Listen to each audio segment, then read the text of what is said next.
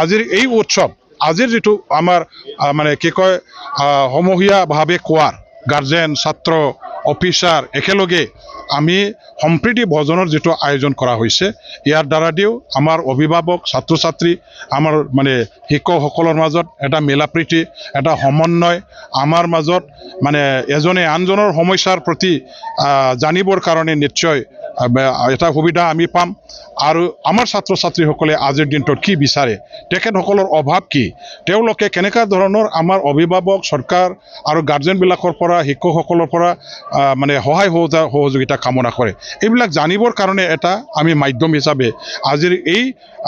সম্প্ৰীতি ভোজন সপ্তাহ পালন কৰাৰ দ্বাৰা দি নিশ্চয়কৈ আমি সুবিধাখিনি পাম আজি আমাৰ BTC চৰকাৰৰ ফালৰ পৰাও প্ৰত্যেকখন স্কুলত আমাৰ এই সপ্তাহটো পালন কৰিবৰ কাৰণে আমাৰ জনপ্ৰতিনিধিসকলক আমি আপিল জনাইছোঁ সমাজৰ অগ্ৰণী ভূমিকা পালন কৰা ব্যক্তিসকলক যিসকলে মানে আৰ্থিকভাৱে স্বাৱলম্বী আছে সমাজৰ কাৰণে কাম কৰি অহা মানৱ জাতিৰ কাৰণে কাম কৰি অহা শিক্ষাটো উন্নত হোৱাটো ভাল বুলি মানে ক'ব বিচৰা ব্যক্তিসকললৈ আমি আপিল জনাইছোঁ তেওঁলোকেও যাতে দান বৰঙণি আগবঢ়ায় এই সপ্তাহটো পালন কৰাত নিজে শাৰীৰিকভাৱে অংশগ্ৰহণ কৰি ইয়াৰ ভাগিদাৰ যাতে হৈ মানে আমাৰ শিক্ষক ছাত্ৰ ছাত্ৰীসকলক উৎসাহিত কৰে ইয়াৰ কাৰণে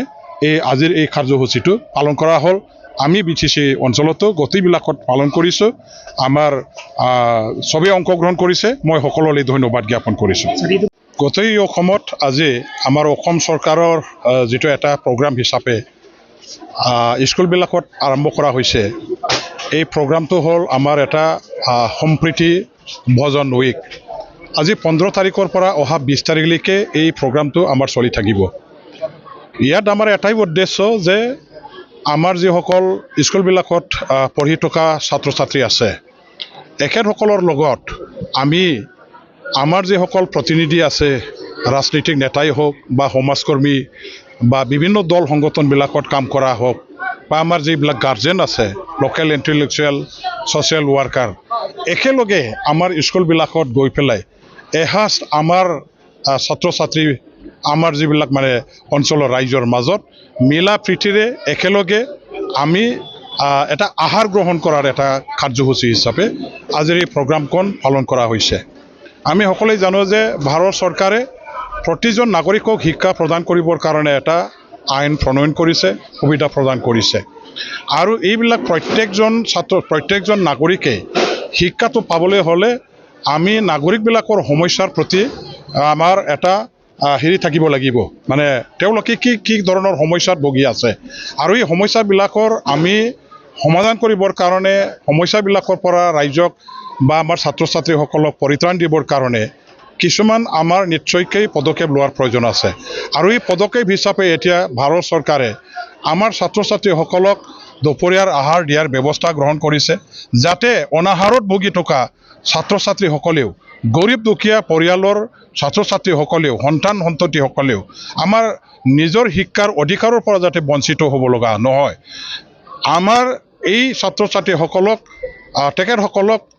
মানে উপযুক্ত খাদ্য সামগ্ৰী প্ৰদান কৰাৰ ব্যৱস্থা হিচাপে আজি স্কুলবিলাকত মিড ডে মিলৰ ব্যৱস্থা কৰা হৈছে আমাৰ ছাত্ৰ ছাত্ৰীসকলে গৰীবৰ কাৰণে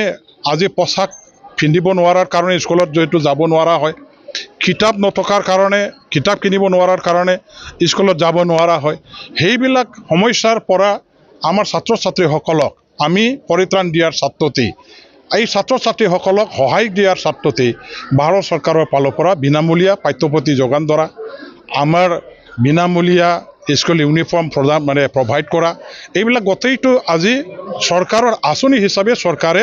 সেইবিলাক কাৰ্যকৰী কৰি আছে ইয়াৰ লগে লগে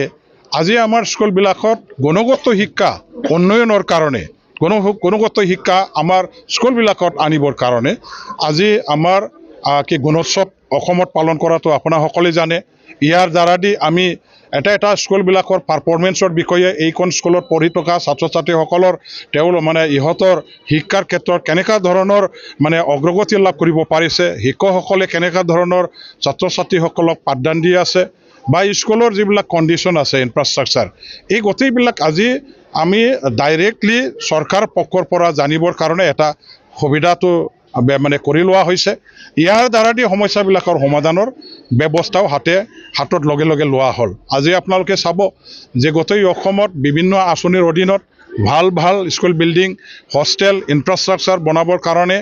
আমাৰ আঁচনিবিলাক ধৰা হৈছে এইবিলাক পৰ্যায়ক্ৰমে লাহে লাহেকৈ অসম চৰকাৰৰ পৰা ভাৰত চৰকাৰৰ ফালৰ পৰা শিক্ষাটো উন্নত কৰিবৰ কাৰণে গুণগত শিক্ষা আনিবৰ কাৰণে জোৰ দি প্ৰাধান্য দি পেলাই কাম কৰাৰ এটা উদাহৰণ ঠিক